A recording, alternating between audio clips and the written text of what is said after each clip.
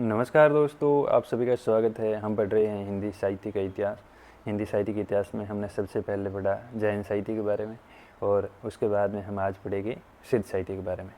तो सिद्ध साहित्य जो सिद्धों के द्वारा लिखा गया था, दोहा व चर्या पद जो सिद्धों के द्वारा लिखे गए थे वही सिद्ध साहित्य में शामिल होता है। और सिद्धों की उत्पत्ति कहाँ से हुई, कौन से धर्म से विकसित होकर ये सिद्धों के रूप में आए, तो आइए देखते हैं। सहसा पूर्व में एक बौद्ध धर्म की उत्पत्ति हुई थी।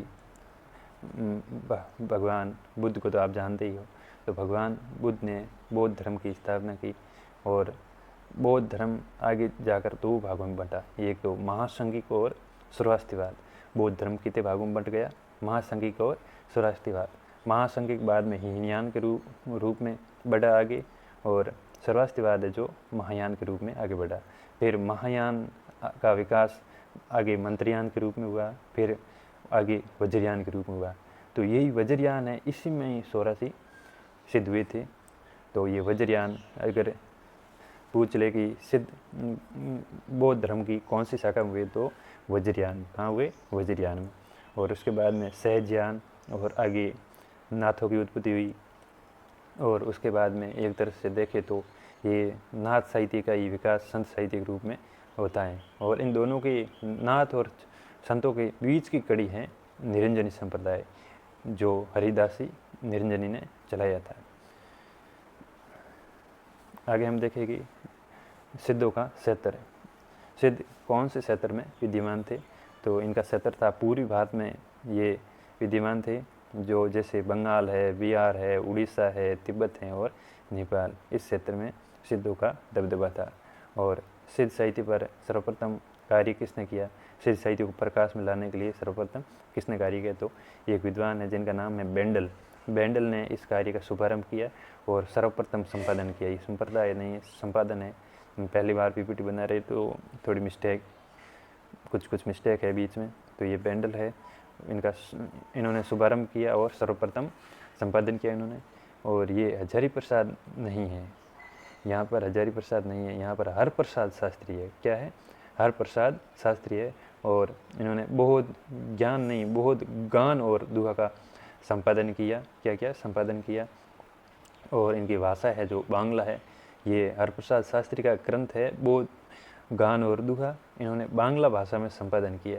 इनका संकलन क्या है इसमें, इस ग्रंथ में है दोहा और चर्याओं का संकलन है। और पांडुलिपि इन्होंने प्राप्त की नेपाल से।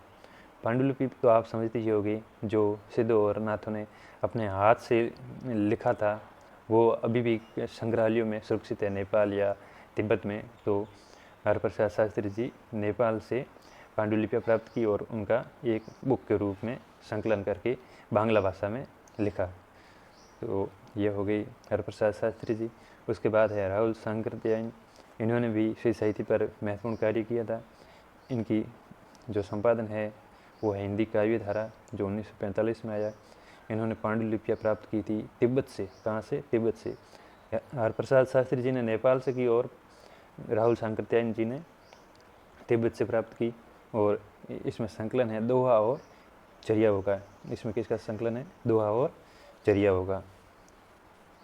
आगे हम देखेंगे प्रबोध चंद्र बाग जी। प्रबोध चंद्र बाग जी, इनकी रचना है दोहा कोश का संपादन किया इन्होंने। और अब हम आगे देखेंगे सिद्धों की साधना पद्धति, जैसे वामाचार साधना है, गुह्य साधना है, महासुखवाद है और पंचमकार। पंचमकार में कौन से शामिल है? जैसे मत्स्य है, मुद्रा है, मैथुन है, मास है और मध्य, ये पंचमकार में शामिल है। आगे हम सिद्धों की भाषा पढ़ेंगे, उससे पहले कुछ सिद्धों की पंक्तियाँ देख लेते हैं, जिससे हमें भाषा समझने में आसानी होगी। तो देखिए, हम सरपा की कुछ पंक्तियाँ लेते हैं। तो सरपा की महत्वपूर्ण पंक्तियाँ है, नाद ने बिंदु रवि शशि मंडल सीरा सरहाने मुगलग। और एक पंक्ति है, पंडित शैल संत बखानी देही रुद्र बसंत ने जानी।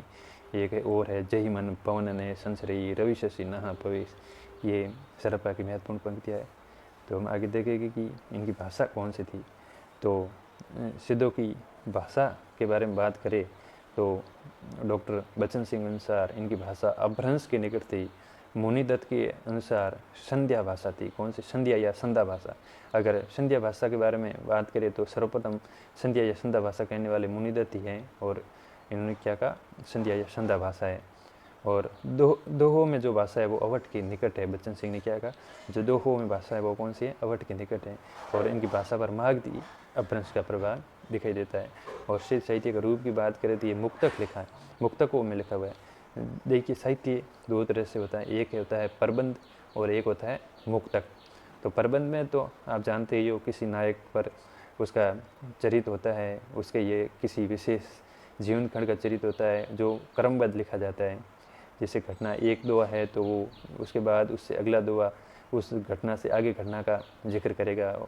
लेकिन मुक्तक होते हैं उसमें जैसे एक दोहा है तो वो स्वतंत्र है, वो किसी टॉपिक पे बात कर रहा है तो दूसरा जो दोहा आएगा वो किसी अन्य विषय पर सीधा चला जाएगा, उसमें क्रमबद्ध नहीं रहती। तो ये मुक्तक प्रधान है।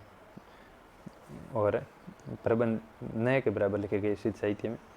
और जैसे दोहा है तो दोहाओं में सिद्धों ने क्या लिखा, पाखंड का विरोध किया है और सांप्रदायिक शिक्षा दी है और खंडन मंडन किया है। किसी मत का खंडन करना मतलब उसको इसका विरोध करना खंडन हो गया, मंडन कोई नया मत स्थापित करना वो हो गया मंडन। और उसके बाद चर्याओं में इन्होंने क्या लिखा है, सिद्ध, एक बात ध्यान रखिए, सिद्धों ने दोहा और चर्या ही लिखे हैं सर्वाधिक। तो दोहा और दोहों में तो इन्होंने पाखंड का विरोध, सांप्रदायिक शिक्षा और खंडन मंडन किया। और चर्याओं में अनुष्ठान गीत हैं, दृष्टिकूट शैली में लिखे हैं जो अंतसाधनात्मक मन की प्रतीकात्मक अनुभूति कराते हैं। तो ये हो गई सिद्धों की भाषा। अब हम आगे देखते हैं पहले सिद्ध के बारे में। पहले सिद्ध कौन थे, तो पहले सिद्ध सरप्पा थे। कौन थे, सरप्पा थे जो ब्राह्मण थे। और राहुल शंकराचार्य ने इनका समय 769 ईस्वी माना है। और राहुल शंकराचार्य के अनुसार ये पहले सिद्ध है। पहले सिद्ध कौन है, सरप्पा है और इनका समय माना है 769 ईस्वी। और सरप्पा के अन्य नाम हैं सरोज वज्र, राहुल भद्र, पदम वज्र और सरोरु वज्र। ये सरप्पा के अन्य नाम है। सरप्पा है जो सिद्धों में सबसे पुराने हैं और प्रथम सिद्ध है। 32 ग्रंथों की रचयिता हैं। दोहा चौपाई संत के प्रथम प्रयोक्ता माने जाते हैं। इनकी रचनाएं हैं दोहा कोश और दोहा कोश उपदेश गीति। और ये पंचमकार साधना, महासुखवाद, सहज ज्ञान के प्रवर्तक हैं। आगे हम देखेंगे सब्रपा के बारे में। किसके बारे में, सब्रपा के बारे में। जो सरप्पा के शिष्य थे, ये सब्रपा है जो क्षत्रिय थे, सरप्पा के शिष्य थे। इनका समय 780 ईस्वी के आसपास माना जाता है। जो पाल वंशी शासक है जो धर्मपाल के समकालीन है, ये विक्रमशिला विश्वविद्यालय में आचार्य थे। और इनकी रचनाएं हैं चर्यापद और महामुद्रा वज्र गीति। इनकी प्रसिद्ध पंक्ति है, साड़ू साड़ू मा मोहा विषम धुंदोली महाशुके विसलंती शब्रो लाइया शुण महेली। ये इनकी प्रसिद्ध पंक्ति है। उसके बाद है लुईपा। लुईपा का स्थान 84 सिद्धों में सबसे ऊंचा माना जाता है। पहले सिद्ध तो सरप्पा है लेकिन स्थान ऊंचा बात करें तो लुईपा का माना जाता है। ये शुक्ल ने भी माना है। और ये कायस्थ थे जाति से। और ये सब्रपा के शिष्य थे। ये किसके शिष्य थे, सब्रपा के शिष्य लुईपा। और सब्रपा शिष्य थे सरप्पा के। तो इनका समय 830 ईस्वी के आसपास माना जाता है। ये भी धर्मपाल के समय के समकालीन थे। 84 सिद्धों में सबसे ऊंचा स्थान। काव्य में रहस्य भावना, दार्शनिकता की प्रधानता है। और उड़ीसा के राजा भी इनके शिष्य हुआ करते थे। इनकी रचना है बुद्धादय। कौन सी रचना है, बुद्धादय। और इनकी प्रसिद्ध पंक्ति है, का आ तरुअर पंच विडाल चंचल शीर पाई ठोकाल दीठ करी महाशु परिमाण लुई मरमई गुरु पुच्ची अजान। ये इनकी प्रसिद्ध पंक्ति है। उसके बाद में है कन्हप्पा या कण्हप्पा। इनका जन्म कर्नाटक में 820 ईस्वी में हुआ था, लेकिन ये निवास सोमपुर बिहार में करते थे। और ये 74 ग्रंथों के रचयिता माना जाते हैं जो सिद्ध साहित्य में सर्वाधिक हैं। इनकी प्रसिद्ध पंक्ति है, आगम वे पुराणे पंडित मान पहनती। ये इनकी प्रसिद्ध पंक्ति है। आगे हम देखेंगे डोम्बिपा के बारे में। किसके बारे में, डोम्बिपा जो क्षत्रिय थे और विरूपा के शिष्य थे। ये 21 ग्रंथों के रचयिता माने जाते हैं। इनकी रचना है योगचर्या। ये भोग नहीं है, योगचर्या, डोम्बी गीतिका और अक्षरद्वीपी उपदेश। और इनकी प्रसिद्ध पंक्ति है, गंगा जमुना मोज रे बहर नाई ताही बुडुली मातंगी पोया लीलो पार करई। ये इनकी प्रसिद्ध पंक्ति है। और फिर हम आगे देखेंगे कुकुरिप्पा के बारे में। किसके बारे में, कुकुरिप्पा के बारे में जो ब्राह्मण थे और चरपटिया के शिष्य थे ये कुकुरिप्पा। और 16 ग्रंथों के रचयिता माने जाते हैं कुकुरिप्पा। और सहज जीवन के समर्थक थे।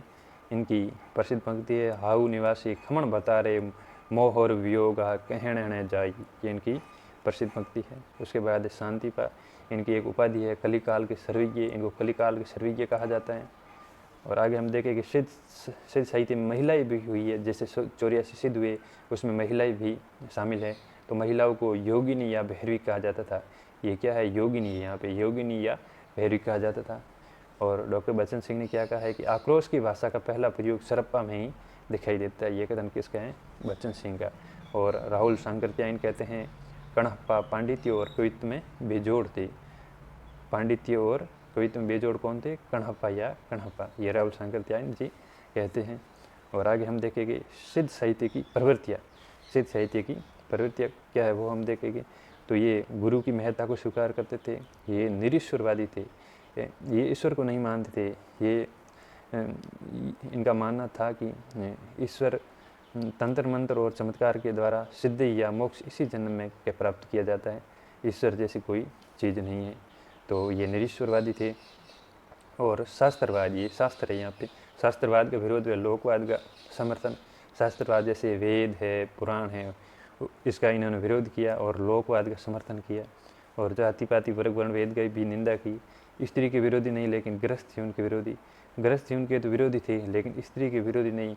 मतलब ये स्त्री को अपने साथ योगिनी या भैरवी के रूप में अपने साथ तो रखते थे, लेकिन गृहस्थ जीवन में गृहस्थ जीवन का मना करते थे कि गृहस्थ जीवन नहीं अपनाना चाहिए। लेकिन ये भैरवी या योगिनी के रूप में स्वयं स्त्री को अपने साथ रखते थे। इसीलिए इसे कहते हैं राग में भी विराग। जैसे स्त्री को साथ में रखना राग हो गया और गृहस्थ जीवन का विरोध हो गया विराग। तो सिद्ध साहित्य में राग में भी विराग देखा जाता है। महामुद्रा साधना में स्त्री संसर्ग, स्त्री को अपने साथ में रखते थे। महामुद्रा एक प्रकार की साधना है, उसमें तंत्र मंत्र व चमत्कार पर जोर और प्रवृत्ति निवृत्ति का अद्भुत समन्वय। प्रवृत्ति होता है संसार से जुड़ाव और निवृत्ति होता है संसार से अलग थलग। जैसे स्त्री से सामीप्य या स्त्री को अपने साथ रखना, ये तो एक तरह से प्रवृत्ति होगी। और गृहस्थ जीवन की विरोधी या निंदा करना, ये हो गया निवृत्ति। तो ये प्रवृत्ति व निवृत्ति का अद्भुत समन्वय सिद्ध साहित्य में देखा जाता है। एक तरह से तो स्वयं तो स्त्री को साथ रखते थे लेकिन गृहस्थ जीवन का विरोध करते थे। तो ये हो गया प्रवृत्ति एवं निवृत्ति का अद्भुत समन्वय। तो ये हमारा हो गया सिद्ध साहित्य। आगे हम पढ़ेंगे नाथ साहित्य के बारे में। धन्यवाद।